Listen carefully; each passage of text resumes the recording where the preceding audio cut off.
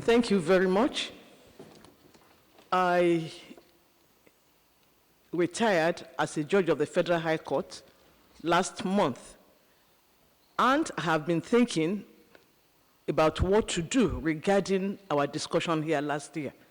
Just like Nancy mentioned, it is not enough to come here and go back to Nigeria with no action taken. And stemming from the papers, the two papers from the two delegates from Nigeria, the topic that I would like to treat is rehabilitation, the reintegration of victims of human trafficking. And I'm glad that this paper is coming after listening to Sister Eugenia and Blessing Okodion, a survivor. At this summit last year, I had the privilege to speak on the topic, human trafficking and organized crime, an epidemic in plain sight. I don't need to rehash what I said last year. I spoke extensively about the Nigerian experience as it relates to trafficking of women and children, the fact of forcibly recruiting and subjecting them to domestic servitude, forced labor, and sex slavery. At this summit, I would like us to think more about the next level, the next move. Should we keep talking about trafficking of human beings without talking about solutions and how to rehabilitate and possibly reintegrate so that they do not go back to where they are coming from? It is a notorious fact that human trafficking, also often referred to as modern slavery, is one of the biggest crimes in modern times. Today, the number of victims of human trafficking in the world, according to Forbes, is about 40 million. This means that there are about 40 million people in the world that are victims of human trafficking, or, to make their situation more comprehensible, modern slaves. Many of these victims are transported across borders and are made fully dependent on the criminals, which makes it very hard for them to escape. These criminals make millions of dollars each year from human trafficking and organized crime. Let me digress a bit to say that in Nigeria, recently, a new measure is being taken, at least labor from foreign countries coming into Nigeria unregistered. By January 12, every alien in Nigeria must register. If you do not register, you'll be sent out. And additionally, if you have an alien under you as an employer, you do not do the e-registration, you'll be sent to jail for 7 years, or you pay a fine of 1 million naira or both. So we hope that that would at least stem some of this cross-border entry into Nigeria being used for forced labor. The number keeps growing. Victims sometimes end in a totally different country where they can't even speak their language. In the hope that some victims will be saved at some point in the future, rehabilitation after this traumatic event and reintegration must occur. The focus is what happens after the rescue. Reintegration into society is sometimes difficult. The victims will need help. Rehabilitation and reintegration of victims should therefore be an important component of this summit. Rehabilitation enables the victim to live with their past, while reintegration enables the victim to fit into society and live a normal life. For example, the victim gets a job, makes friends, etc. Both processes of rehabilitation and reintegration need to go hand in hand. Though it is unlikely that the victim will ever forget the experience, he or she can rise above the traumatic experience and move on without having to think about it each day. Without help, there's a high level of probability that they will find it difficult to re-enter society and live without the fear or feeling of inadequacy. It is pertinent to state that rehabilitation is not an event. It is more of a process which will take some time. Once a victim has been identified and secured, they should immediately be brought to shelter provided by NGOs or the host country where they are going to be rehabilitated. It is important that these actions take place as soon as possible, premised on the fact that these victims cannot help themselves, hence the need for immediate help. This help can only be rendered by experienced professionals and psychologists.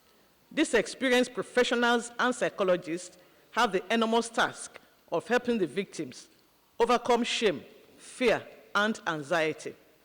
The culture of the victims must also be taken into consideration, as some cultures might not accept the victim of human trafficking as a member of the family he or she grew up in.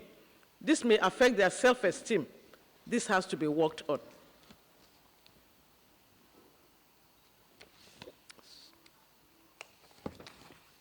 The victims should also be encouraged to share their experiences with other victims or the professionals without being ashamed. This will help in no small measure in the process of rehabilitation. I'm happy to state that the work Blessing is doing, it's invaluable. Once the victim has been fully rehabilitated, they can then be reintegrated into the society by starting a new life, getting a job, having new relationships.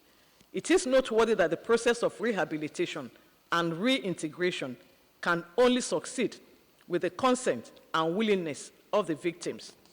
Programs of rehabilitation and reintegration vary from country to country. Victims may be involved with learning how to trade or participate in sporting activities. Organizations and agencies involved in helping victims. One of it is the IMO, the International Organization for Migration, which was established in 1995. It was also known as the Intergovernmental Committee for European Migration. Its purpose was to help migrants after the World War and to manage displacement chaos during that time in Europe. But the migrant problem wasn't one that only existed in Europe. Therefore, the mandate got extended a multiple of times. The IMO plays an important role in the issue of human trafficking, which can also be described as an act of forced migration. One of the key principles of the IMO, however, is to fight forced migration and also human trafficking. IMO can also and do assist in the rehabilitation of victims of trafficking. The National Agency for the Prohibition of Trafficking in Persons, that's an agency in Nigeria. And it's an effort by the federal government of Nigeria to combat human trafficking and other similar human rights violations. It's an agency that Justice Okeke has spoken about, and they also partner with non-governmental organizations to carry out different tasks in different states. In 2013, NAPTIP started pioneering with Devatop Center for Africa Development, a youth-led anti-human trafficking organization to train and empower youths in combating human trafficking in Nigeria, as well as investigating cases and rescuing victims. NAPTIP also partners with network of CSO agents, child trafficking, abuse and labor, women trafficking, and Child Labor Eradication Foundation, and many others. By September 2017, the agencies had recorded over 331 convictions for human trafficking. Between 2003 and 2018, over 4,000 victims have been rescued by NAPTIP. The agency has been at the forefront of rescuing and rehabilitating Nigerians from Libya and other countries with the help of the federal government. International Office for Migration and other international agencies. Then again, we listen to Christiana, the UNODC. It's an organization which helps in the prevention and crime prevention and criminal justice. The aims are, as the name indicates, to fight drug abuse and criminality worldwide. There are several topics the UNODC concentrates on, and they are well represented in Nigeria. Terrorism is one of it, wildlife, forest crime, and etc. It is important to know that the UNODC not only tries to fight human trafficking, but also works on the rehabilitation of victims. On the 5th of March 2008, they launched the Blue Heart campaign to fight human trafficking and also help to rehabilitate victims. Some countries already have established rehabilitation and reintegration programs to help victims of trafficking once they return. For example, Nigeria, the Philippines, and South Korea. The Blue Heart campaign aims to fight human trafficking and its impact on society. Again, we have the Helping Hands Legal Foundation. The initiative for incorporating Legal Hands Legal Foundation on the 26th of March 2019 came from the need to fill a vacuum in the war against human trafficking and organized crime in Nigeria, following my exposure to the issues raised at the 2008 Summit of African Women and Prosecutors in Rome. I know that these victims require awareness and compensation from the traffickers. They need to be aware of their rights to assert themselves. Traffickers must be able to pay for their criminal actions. This should be outside the scope of forfeiture, as we find in Nigeria. The law in Nigeria encourages forfeiture of buildings and a lot of other things belonging to traffickers, but I think the issue of compensation should be outside this scope. Helping Hands Legal Foundation is an all-expert powered foundation designed and incorporated to engineer transformation, drive social justice imperatives, and change in the justice delivery system in Nigeria, particularly as it affects the indigent, the young, and vulnerable persons in society. The organization aims to provide legal services to victims of human trafficking by collaborating with NAPTIP, IOM, UNODC, and other international organizations to rescue, rehabilitate, reintegrate victims, and in particular, seek compensation for victims from traffickers, in addition to assist government agencies in tracking down and prosecuting the traffickers as prescribed by law. That vacuum exists in Nigeria. We need to harness the efforts of these agencies and international organizations. Recommendations and conclusion.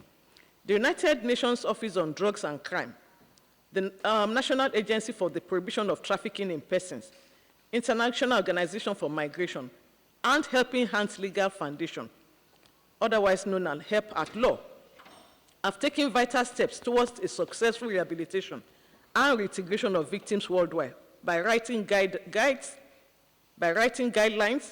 helping nations with rehabilitation plans, and providing access to justice.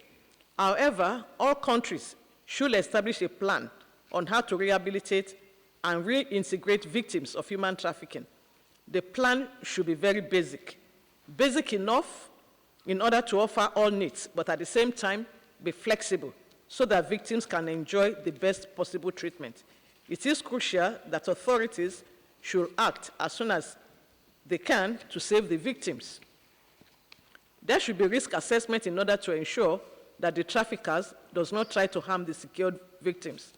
There almost suggests having 3 stages of risk assessment. The first stage is a general risk assessment. The second stage is about the continuous review of the assessment. And the third stage is to act on specific situations that occurred and might endanger the safety of the victim. Governments on their part should encourage companies to create programs which victims can be part of. This can be apprenticeship or internships designed solely for victims. Co-workers should also be prepared and educated on how to help them. This does not have to be complicated, just simple things. For example, what not to say and in what situation. A recent study also reveals that sport is a very good tool to rehabilitate and reintegrate. It helps victims forget their traumatic experience and at the same time allow them to make new friends. The task of rescuing, rehabilitating, and reintegrating the victims of human trafficking is an enormous one. We all have a role to play to make this work. The process of rescuing, rehabilitating the victims of human trafficking is no cheap talk, but hard work.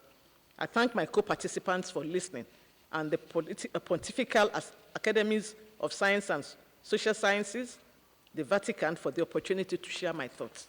Thank you very much.